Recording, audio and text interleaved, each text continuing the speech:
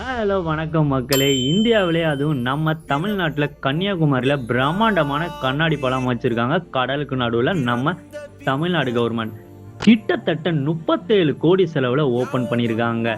கடல் நடுவுல 252 அடி நீளமும் 32 அடி அகலமும் கொண்ட பாலம் விவேகானந்தர் மண்டபத்திலிருந்து திருவள்ளுவர் சிலைக்கு போறதுக்காக 950 மீட்டருக்கு அமைச்சிருக்காங்க.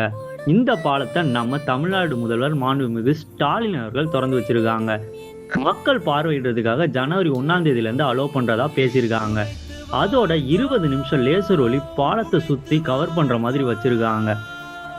கலரான லேசர் லைட் நம்ம திருவள்ளூர் மேலே சிலை மேலே படும்போது அவ்வளோ அழகாகவும் பிரம்மாண்டமாகவும் இருக்குங்க. அது மட்டும் இல்லாமல் கண்ணாடி பாலத்தில் நடக்கும்போது கடல் மேலே நடக்கிற ஃபீல் கொண்டு வருதுங்க. யாரெல்லாம் கன்னியாகுமரியிலேருந்து இந்த வீடியோ பார்க்குறீங்க அண்ட் யாரெல்லாம் கடல் மேலே நடக்க ரெடியாக இருக்கீங்க கமெண்ட்ல சொல்லிட்டு அண்ட் இது போல வீடியோஸ் வேணும்னா நம்மளை சப்ஸ்கிரைப் பண்ணிக்கோங்க.